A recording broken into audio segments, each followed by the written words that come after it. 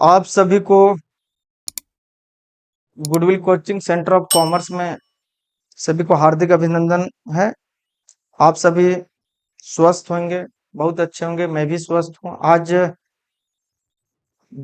4 year under graduation programme का जो मैंने सब्जेक्ट पर चर्चा, स्पेशली कॉमर्स का जो सब्जेक्ट्स दिए हुए हैं मेजर माइनर, आज मैं उसी पर चर्चा करने जा रहा हूँ। जो सब्जेक्ट वाइज दिया हुआ है कि सेमेस्टर 1 में कौन कौन सब्जेक्ट पढ़ने, सेमेस्टर 2 में क्या पढ़ने, सेमेस्टर 3 में क्या पढ़ने। तो चलते हैं। सबसे पहले मैंने सेमेस्टर 1 का बीकॉम सेमेस्टर 1 का जो दिया हुआ मेजर पेपर 1, उसी पर आज मैं चर्चा कर रहा हूँ। आपका जो मेजर पेपर है सेमेस्टर 1 में बीकॉम में, वो आपका मेजर पेपर का नाम फर्स्ट मेजर पेपर है। इसका नाम फाइनेंशियल अकाउंटिंग है। इसका ऑब्जेक्टिव जो दिया हुआ है मेजर पेपर में कि the course aim help the learn to acquire, है ना, compute knowledge on financial accounting to improve a skill for recording various kinds of business transaction and to prepare financial statement। ये जो दिया हुआ financial accounting में हमको totals जो दिए हुए हैं, लर्निंग आउटकम आपका 7 है। अप्लाई टू दिया हुआ है फाइनेंशियल स्टेटमेंट, उसका सारे दिए हैं। Measure of business income applied, evaluate करना है, प्रिपेयर करना है। कोर्स ऑफ कंटेंट जो आपके दिए हुए हैं उस पर आज मैं बात कर रहा हूँ कि जो जो कोर्स ऑफ कंटेंट आपका है वो क्या क्या है। ध्यान देना, कोर्स ऑफ कंटेंट की जब हम बात करते हैं तो सबसे पहले फाइनेंशियल अकाउंटिंग में वो आते हैं। कोर्स ऑफ कंटेंट में देखिए ध्यान से, पहला यूनिट में आपको पढ़ना है थ्योरेटिकल फ्रेमवर्क। थ्योरेटिकल फ्रेमवर्क पूरे अकाउंटिंग के जो दिया हुआ थ्योरेटिकल पढ़ना है, जिसके अंतर्गत हम लोग को accounting as an information system, the user of financial accounting information and their need of qualitative characteristics of accounting information, function, advantage and limitation of accounting, branches of accounting based on accounting, cash basis and accrual basis। Unit first के पहला जो chapters है इस चीज को पढ़ना है। ये टोटल जो थ्योरेटिकल फ्रेमवर्क है वो 3 चैप्टर्स में आपके दिए हुए हैं।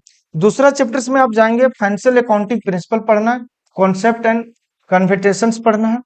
फिर थर्ड चैप्टर में जब आप जाएंगे तो अकाउंटिंग स्टैंडर्ड दिए हुए। अकाउंटिंग स्टैंडर्ड्स जो आपने मैंने बोले थे कि एक एस अकाउंटिंग स्टैंडर्ड दिया हुआ है जो मैन मेड के द्वारा बनाया गया, और एक फिर मतलब IFRS है, इंटरनेशनल, है ना, फाइनेंशियल रिपोर्टिंग सिस्टम के बेस पर। तो जो अकाउंटिंग स्टैंडर्ड जो 32 जो दिए हुए हैं, और जो IFRS जिसको हम लोग एस बोलते हैं, 32 इंडियन अकाउंटिंग स्टैंडर्ड्स जो मैन मेड के द्वारा बनाया गया है। सबसे पहले इसमें गैप आया था, जनरल एक्सेप्टिंग अकाउंटिंग प्रिंसिपल, जिसी के रोड मैप पर मापदंड के आधार पर अकाउंटिंग स्टैंडर्ड 32 सब चैप्टर वाइज डिवाइड किया हुआ, कौन चैप्टर किसमें है। और IFRS international financial reporting system, ये 7 से, ये भी हम लोग चर्चा करना है, वो थर्ड चैप्टर में पढ़ेंगे, उसके सारे दिए हुए हैं। ठीक है, IFRS पर भी पढ़ना और AS भी पढ़ना। ठीक है, ये आपके हो गए थ्योरेटिकल फ्रेमवर्क्स।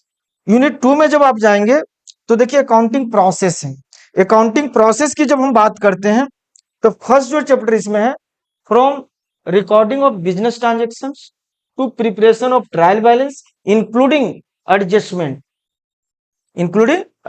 यानी फाइनल अकाउंट भी आ रहा है। Application of generally accepted accounting principle in recording financial transactions and preparing financial statement. पूरा फाइनेंशियल स्टेटमेंट यानी फाइनल अकाउंट तक आपको इस अकाउंटिंग प्रोसेस के अधीन, यानी जर्नल से लेकर के ledger, trial balance, final account तक इसकी फाइनेंशियल स्टेटमेंट हम लोग बना लेना है। उसके बाद हम लोग जो दूसरा जो यूनिट में जाएंगे, यूनिट फर्स्ट हो जाएगा। ये यूनिट फर्स्ट का 2 पार्ट है, A एंड B। यूनिट 2 की बात करें तो कंप्यूटराइज अकाउंटिंग सिस्टम है, पूरे कंप्यूटर के बेस में दिया हुआ है। कंप्यूटराइज अकाउंटिंग सिस्टम में computerise account use any popular accounting software, creating company, सारे कुछ दिए हुए कंप्यूटराइज के विषय में, इसको हम लोग स्टडी करना है। ठीक है, उसके बाद नेक्स्ट जो आपका है देख लीजिए थर्ड यूनिट में आपका थर्ड यूनिट में जो दिया हुआ है वो आपका business income accounting for depreciation and inventory valuation system, ये आपके दिए हुए हैं थर्ड यूनिट में, जिसमें से business income accounting for depreciation and inventory valuation system, इसमें टोटल थर्ड यूनिट में आपके 4 चैप्टर्स दिया हुआ इसी के अंदर, जिसके अंतर्गत में business income concept of revenue and business income, measurement of business income, relevance of accounting period, continuity, है ना, ducting and matching concept in the measurement of business income, object and measurement of business income. इसी प्रकार से revenue recognition है, सारे दिए हुए हैं टोटल। फिर the nature of depreciation, accounting concept of depreciation, factor in the measurement of depreciation, methods computing depreciation, straight line methods, ये सारे डायमेंशनिंग मेथड इस तरह से चैप्टर वाइज आपका दिए हुए हैं। फोर्थ यूनिट जो आपके हैं वो financial system, sorry financial statement, sole of proprietorships and partnership firm and non profit making concern भी दिया हुआ है फोर्थ यूनिट में।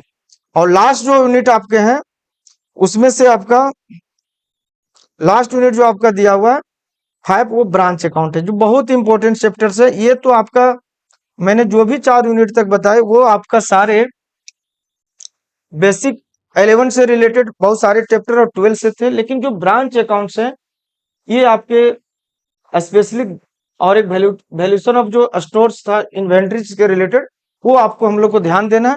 और जो ब्रांच अकाउंट है इसको आपको सिस्टम से पढ़ लेना, ब्रांच अकाउंट क्या, इसका हेड ऑफिस क्या, इसके अंदर जो भी कंटेंट दिया, concept of dependent branch, branch accounting, debtor system, stock and debtor system, branch final account system, wholesale basis of system, पहला में पढ़ना है। दूसरा पढ़ना है independent branch concept, accounting of treated with necessary adjustment entries and incorporation of branch, trial balance and head of books of the home branch. इस सारे चीजें को हम लोग फाइनेंशियल अकाउंटिंग में इसको स्टडी कर लेना है। उसी प्रकार से अगर हम लोग बात करें आगे दिए हुए इसके जो राइटर्स हैं वो भी दिया हुआ है बुक्स का। फिर आपका सेमेस्टर 2 में आप जाएंगे तो मेजर पेपर 2 आपका बिजनेस लॉ हो जाएंगे, इसमें भी सारे कोर्सेज दिए हुए हैं, ये भी आपका 4 क्रेडिट का है। फिर आप नेक्स्ट जब देखेंगे मेजर पेपर 3 में जाएंगे तो कॉर्पोरेट अकाउंटिंग है, ये आपका ध्यान दीजिएगा। कॉर्पोरेट अकाउंटिंग मेजर पेपर 3 हो गए आपका सेमेस्टर 3 के लिए। फिर आपका 2 पेपर होंगे, एक और होगा आपका, नहीं ये 2 का ही था कॉर्पोरेट अकाउंटिंग। अब सेमेस्टर 3 की जब हम बात करते हैं तो आपका देखिए मेजर पेपर आपका बिजनेस स्टेट्स हो जाएगा, ठीक है, मेजर 4 है आपका ये थर्ड सेमेस्टर में। फिर आपका नेक्स्ट हो जाएगा आपका थर्ड सेमेस्टर में ये आपका हो जाएगा major 5 corporate law, 2 major paper हैं। फिर नेक्स्ट जब हम बात करते हैं सेमेस्टर 4 में जब आप जाएंगे तो आपका मेजर पेपर जो आपका है वो इंटर्नशिप डेवलपमेंट है, ठीक है। फिर नेक्स्ट जब हम बात करते हैं इसी में फोर्थ सेमेस्टर में और एक और मेजर पेपर आपके होंगे, वो आपका एडवांस फाइनेंशियल अकाउंटिंग है, इसका भी आपका दिया हुआ सारी चीजें, कौन कौन चैप्टर्स पढ़ना है, कौन कौन यूनिट्स है, और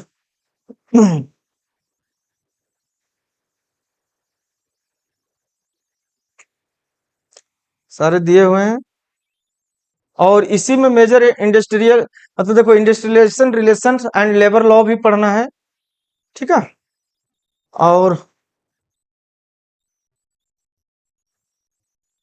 ये थर्ड सेमेस्टर मतलब फोर्थ सेमेस्टर में हो गया। अब फिफ्थ सेमेस्टर की जब हम बात करते हैं तो फिफ्थ सेमेस्टर में देखिए आपके major paper fundamentals and financial management 5 में मेजर पेपर ये आपका हो गया, मेजर नंबर भी दिया हुआ है। नेक्स्ट आपका आ जाएगा 5 सेमेस्टर में